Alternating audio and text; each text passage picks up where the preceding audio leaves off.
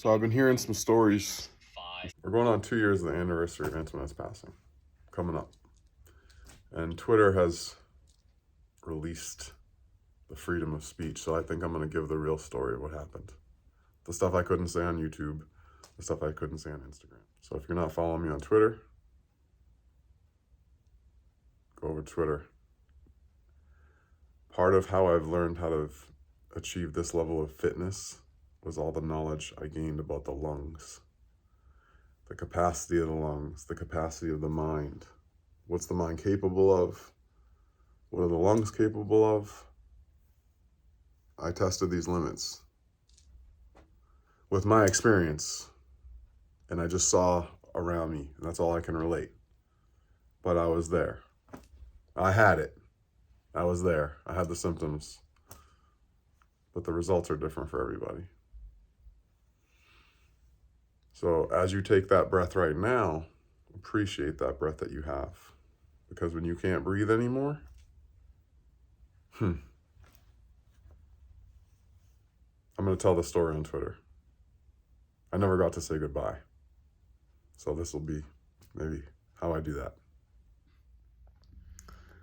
So I've been hearing multiple times to get on Twitter because I can really talk and speak my truth. So is it time to tell the COVID story? Are you guys ready to hear that one? Can you stomach it? Or is it too soon? Let me know. I just got to get this off my chest. It just won't go away. I have to start telling about Antoinette and COVID. It's going on 2 years. So Twitter has the freedom to say what you want. So I started tweeting about it, but there's like so much to say. It's August 2023. So in August 2021, Alex and Amanda were still here vacationing. They came for a work trip. In 2020, she had it, and she probably had it in 2019 when it first came, but it was really light. Whatever it was like a flu the first fall. But the thing is this thing doesn't just take your lungs or your breath. It took people's mind. So I'm on the phone this morning with one of my suppliers who just got back from China, and he believed in it too. Like she did, but in a different way, because he was Chinese. His media, his propaganda was different. Everything about the whole experience for him. I'd go see him during the thing. We'd talk about it, and he'd different opinions. We'd have the mask on, and whatever. But the experience for everybody, and then after it, 2 years later, coming after COVID, the world's back to normal, but on an international scale. So the business I operate here in Laverne, it's a small business. That's what you call a small business. We have clients that need $100 service. We have clients that need $100,000 service. So you meet lots of different people in this business. And the people I deal with in Los Angeles market are international. So I would like to be international, but my business is not international. It's pretty local. So on an international level, from different voices and different opinions, the world now, as we see it today in 2023, is back to normal. But nothing's normal in the business world pre-COVID, post-COVID. Just because of the way things work, the way money works, the way people works, the way live events work, the way people communicate, the way schooling is. This train, I'm gonna go shoot over there because I can put the microphone on. So Antoinette would say nothing. She would tell me, don't say anything about it. But I'm going on 2 years, and I've got no one to talk to about this. I've told a few people, very few people, the whole story. But there's so many stories that never get shared because of fear. Sometimes social media, during the whole COVID-19 experience, I'd be talking on live and they'd shut my thing off. They would just, you'd say the wrong word. That it happened too many times to be a coincidence. The live stream would be fine. There'd be people watching it. Elon Musk has bought Twitter. That's what all this started from. So because Elon's got Twitter and it's freedom of speech now, let's go, baby. Like, someone's going to be talking about truth. I'm sure there's still going to be some censorship over there. You can't have people just saying all kinds of foolishness. Like, at what point does it become foolishness, though, you know? So if it's free, let it be free. So the reason I can breathe the way I do now is because of COVID. The thing came out in 2019. We were in Vegas in 2020 in January for a show. And everybody, when I mean everybody was sick, everybody was sick. Everyone left that convention and went home and they were sick. There was a lot of Chinese people there. It's Chinese New Year during that time. Travel was on full go. There was no travel ban. There was no one trying to stay home. There was no one trying to put a mask on. Everyone was living their life. January 2020. Up until January 2020, I don't think anyone ever imagined the digital space we'd be in right now, or the reasons behind why would we be in this digital space. I'm sure people envision this digital world of people, Peloton, work from home. The whole thing is all screen. 2020, people were hand to hand, sitting down next to each other, hugging, kissing, coughing, drinking from drinks. Fast forward your life to today. Think of all the things that you've had to have changed, all the things you've learned, all the things you've lost, all the things you've gained, all the new experiences you've had. So for me, the breathing got pretty serious.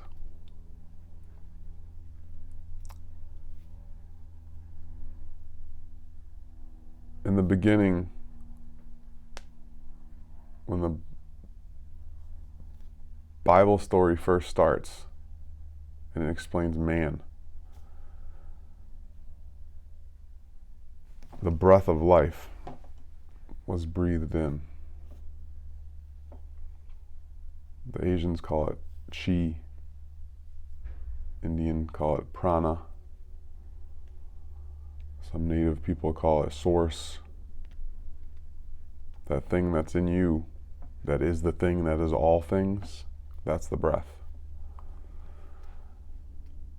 And so because my best friend got sick, now I'm like an expert at breathing and meditation and all these esoteric knowledges, because life was choked out of my partner and it was like given into me. It's so unfair, even as I say those words. I gained so much from that experience of losing my best friend. Wow. Last night at jiu-jitsu, this guy was choking me. He's black belt. At the end of the class, I realized he's the highest ranked guy in the whole class. But he didn't tap me. He had me in this choke, and I was like, bro, you didn't have me. Like, the way my chin was, like, I'm really strong, apparently. I don't know. Some of these guys don't work out, I think. I don't know. I try to move and breathe. And if you do certain things a certain way, you know, I've been teaching this stuff for years. Follow along, read a book or two. If you do certain things a certain way, you'll have certain results. So when I entered jiu-jitsu, I came with my knowledge I had of whatever, but now I have more knowledge from the instructors there. But I was always into the breathing. So if you can breathe, you're going to outlast a lot of people in a match. All the martial arts have to do with controlling yourself and controlling your opponent. But if you can't control yourself by your breath, you might lose in the first 3 seconds, you know. But this guy had me in this choke. And there's certain positions you can be in with your neck and just like everything will work good and you can breathe real well. But then sometimes you get in a position where it's like a finger, you know, you can have one little pressure thing. It will shut your blood off to your head. You'll lose your air if the pressure's right. But if you're just an angle or two, if you have a degree The slightest, sometimes it's not even a measurable degree of what makes the difference and what doesn't on circumstances.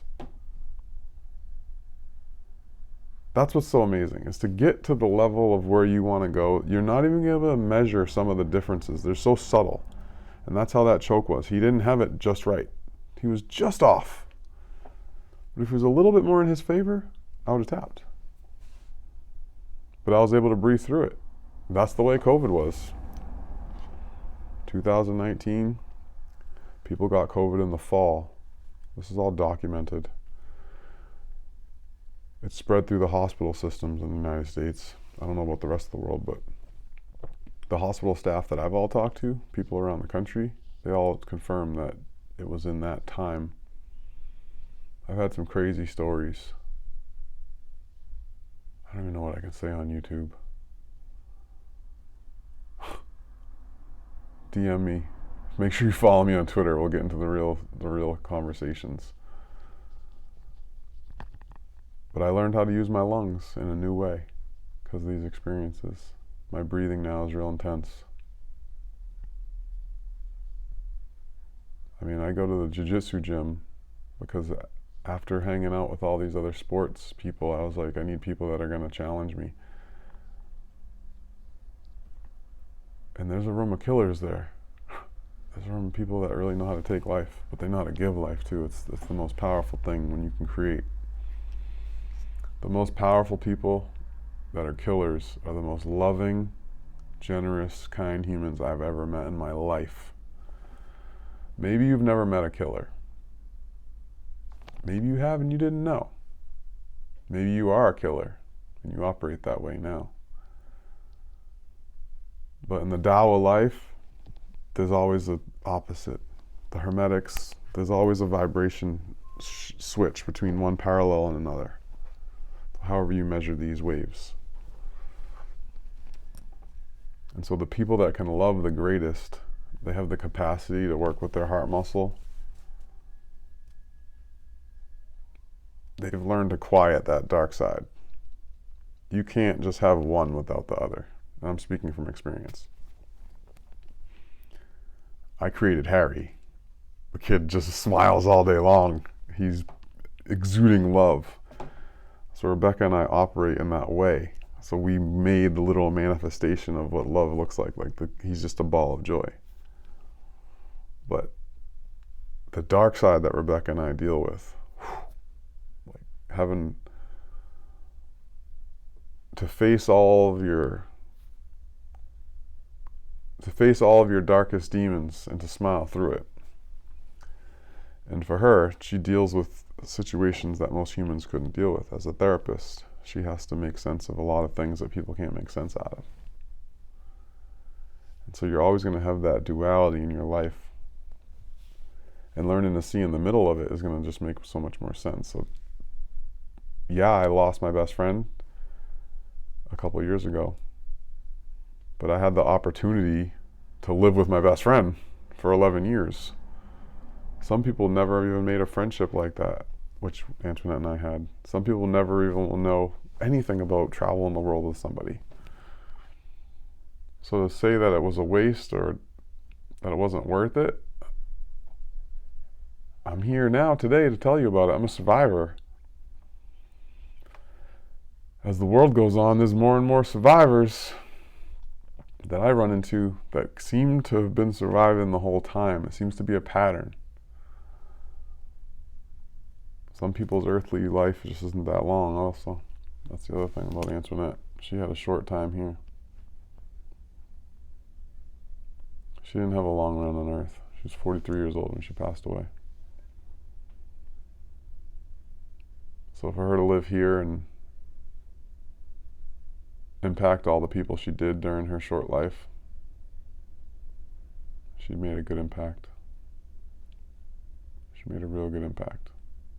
So grateful to be along for that part of the journey with her. I learned a lot from her. She was a great person. I'm going to do these videos. I'm going to somehow, I have to separate what I can say on YouTube versus Twitter, because Google owns YouTube. So, you can't say everything on the internet. I was lucky enough to be on the internet when it was new. When it was just like chat rooms and like DOS prompts. I went to school for computer programming, so the internet was different back then. There was no censorship. Now you have people that their job is to go look at what you post and make sure it's okay for someone else to read it or not. Doesn't seem right. Doesn't seem fair. But what is fair? What is fair? You play by your set of rules. You make up your circumstances. If you don't have the circumstances you like, you can go create them. That's what we're going to keep talking about, creating your reality. So I hope this video makes sense to somebody about why the truth needs to come out. If you want to learn how to breathe better, you got to study breathing. And so I went in and studied breathing.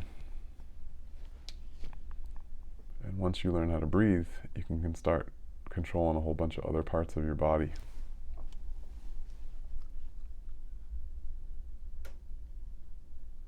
You want to lose weight? You gotta learn how to breathe. You want to become a better reader? Learn how to breathe. You want to be a better athlete? Breathe better. Better sleeping? Breathe better. Less stress? Breathe better. So this road of, oh man, one side, my life is ruined over here. The other side, like I have this thing now, this habit, this knowledge. When you have the knowledge to control your breath, you can control the whole room. How I feel can establish the meaning in a room for the mood. Just by your breath. So let me leave you with an exercise today. Let's just start with that. So the main thing is with the lungs is this diaphragm muscle that sits below your rib cage. So your lungs are two bags, and they expand and contract. But they also expand and contract downwards. And most people aren't using the full expansion of their lungs. So they're doing what's called shallow breathing. And when you shallow breathe, your cortisol level in your body is elevated. So cortisol is the stress hormone. With elevated cortisol, causes a whole bunch of other problems, mainly weight gain. No one likes that. So let's start with deep breathing. You want to see your belly go in and out when you breathe.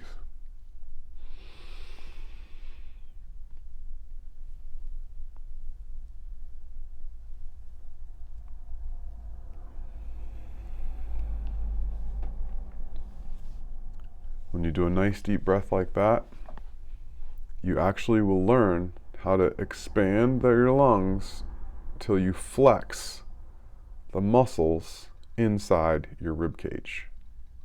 Like you would flex your bicep muscle to make a muscle.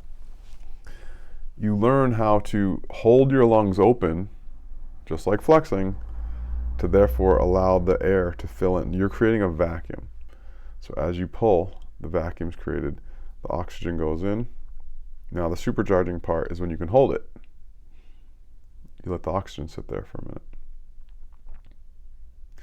Because when the oxygen goes in, it's bringing in the goodness and it's giving space for something else. See, the space occurs for the carbon dioxide. That's a magical process. I can't get into in this video. You actually lose weight through the carbon dioxide in your breath, through the breakdown of the molecular structure in your body. Everything goes to carbon. So I can't explain the science in that in a small video. It's all through the breath. Everything's through the breath. When you hold that supercharged breath, you make space for the carbon. The more carbon you exhale, that's what we're doing. We're removing the toxicity from the body. So people oftentimes say, I can't breathe, when they think of this motion. Yes, the inward is very important, but as within, so without. So you have to have the exhale process. That was one of the things with COVID. It made the lungs hard and caused them not to have the elasticity. So if you have a toxic buildup in your body in a big bag that needs to expel continuously toxicity, which is carbon, which kills you, carbon dioxide. I mean, it's like a ticking time bomb. How long could you live with no oxygen? Well, how long could you live with trash in your lungs because it doesn't pump out? You know, either way, you're making the choice right now. Some people have the residual effects of this thing 2 and 3 years later because they never healed their lungs. Other people have learned, like I have, how to breathe better and have the increased performance from it. So there's always going to be two different sides of the camp wherever you may lie. Pick what side you want to be on. Learning how to use those lungs, then you increase your capacity. So whether you're doing breath holding, high intensity interval workouts, either way to test your VO2, your volume of oxygen that you're going to hold in your blood at any given time, test that against yourself. Hold your breath for 10 seconds, see how that feels. Hold your breath for 30 seconds. Get up to a minute, 2 minutes, 3 minutes. See how long you can hold your breath. See how much blood oxygen you can create in your body. The higher capacity for your blood to hold oxygen, the healthier you'll be. Because the oxygen does the work of the healing in the body. When the blood is pumping around your body with a low VO2, full of carbon, or full of toxicity, or acid, any of these negative effects on your body over time degrade the cell process. So cells in your body that are healthy create more good cells. Cells that are not healthy can't make more good cells. So just like there's a tipping point in everything, some of the lines are so measurable you can't see. Sometimes when you cross over into a dangerous zone of acidity in your own body, you may not know. It may come out manifested as a cold, or you may feel sluggish. But to have that happen without your awareness of why, it's nice to know why you feel these certain ways, and then you can prevent those things. There's people that never feel good, and they don't know why, and they don't care, and they're never gonna, we're not talking to those people, we're talking to you that wanna feel better. So when you learn, first thing, how to breathe with that diaphragm muscle, when I was a child, they taught us how to sing. So you'd lay on the floor and you'd breathe so the book went up and down. That's the first way you learn how to make sure you use your whole belly. So when you breathe. That's how you should be breathing today. So doing these breathing exercises is going to make your muscles feel better. It's going to make your joints feel better. Your brain's going to feel better. If you've ever yawned, it's because you're low on oxygen. Give yourself a big... Take some air in once in a while. When you're exercising, one reason why exercise feels so good is the increased breathing. You breathe deeper, harder. Flush out those toxins out of the blood. So that's enough for today. Blood purifying activity is going to be taking a deep breath. I have an alarm on my phone that says take a deep breath. It's nice. It just gives you a little bit of boost in the day. So I hope this makes sense to somebody. Thanks for watching. As you're on your journey to excellence, stay committed to yourself. Have faith that you know it's all working out. And know that day by day, you're getting closer to your goal.